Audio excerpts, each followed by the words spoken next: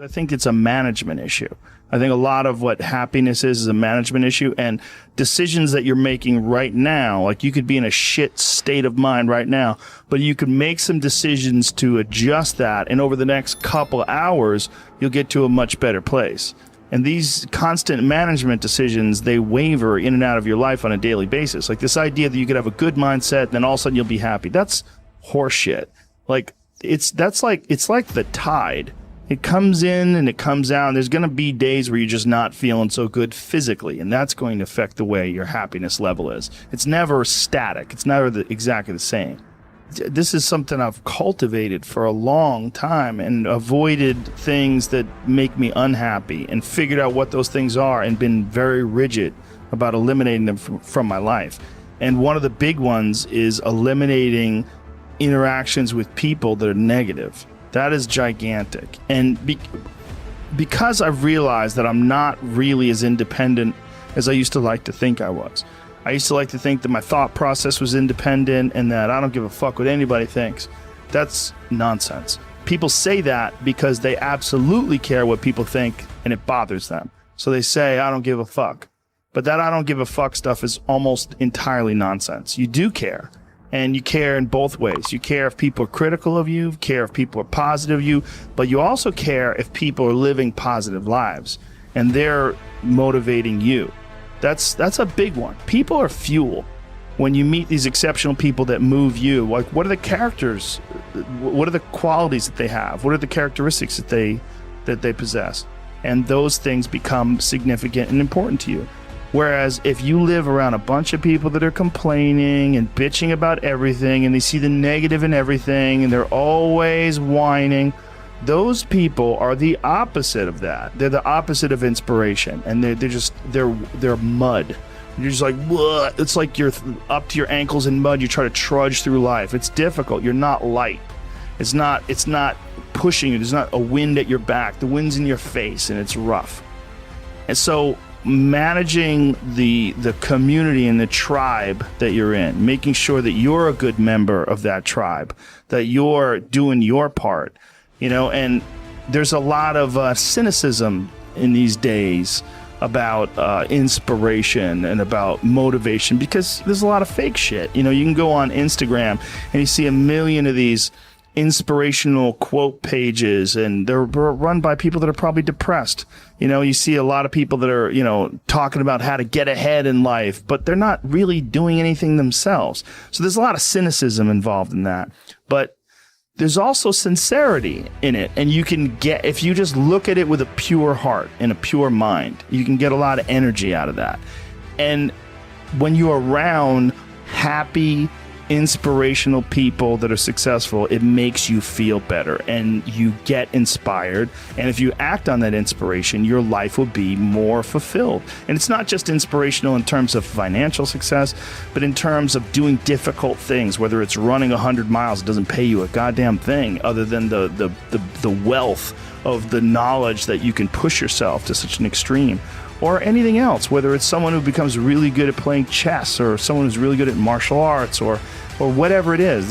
There's a great feeling in these overcoming these difficult things, because life is never this just constant state of I'm at a 9 all day, and when I'm with my wife I hit 10. Yay! And I stay like that. That's not real. What's real is like you saying that you went to this monastery and felt all this angst about meditating and being alone and not having your phone and not having the input, but then when it comes out of it, then you have this reward. So you push through this and you had these uncomfortable feelings, and you came out of those uncomfortable feelings with this newfound appreciation for time and this respect for your own existence in your own space and carving out 3 hours for yourself a day. That's where it all comes from. It all comes from life lessons, and the lessons are learned through struggle.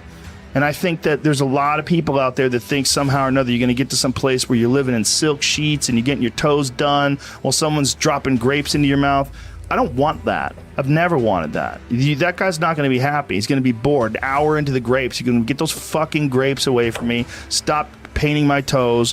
What am I doing in this bed? I got to do something. I'm not stimulated.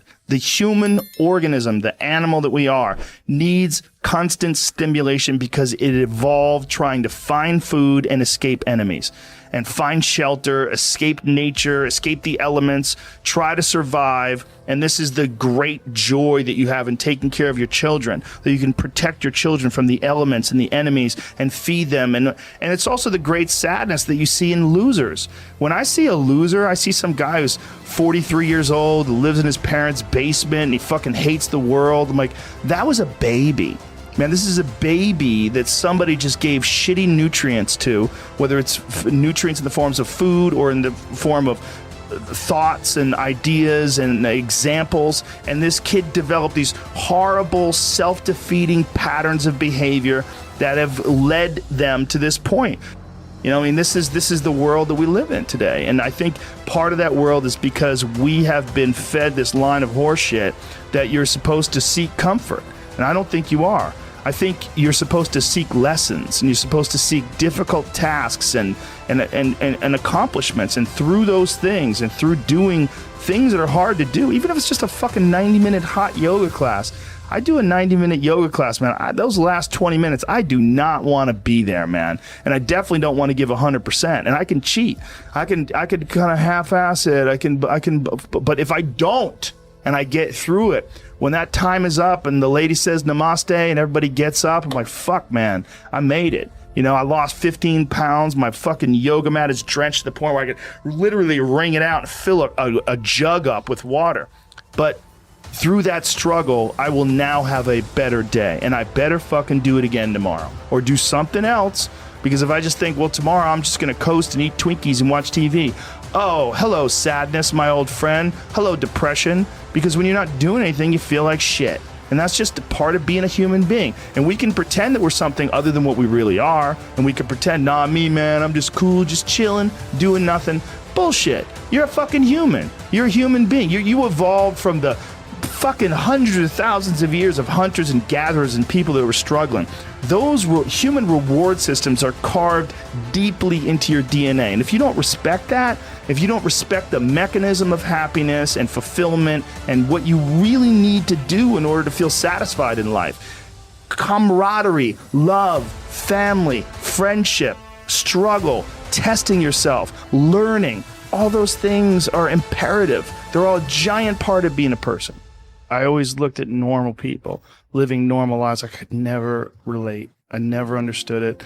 You know, I also grew up from a broken home, and we were also on welfare, and, you know, the whole deal. Because I think a lot of motivated people come from a place of despair when they're younger. Yeah. And I always had this thought in my head that one day I would make it. Yeah. One day I'm going to make it. I'm going to make it.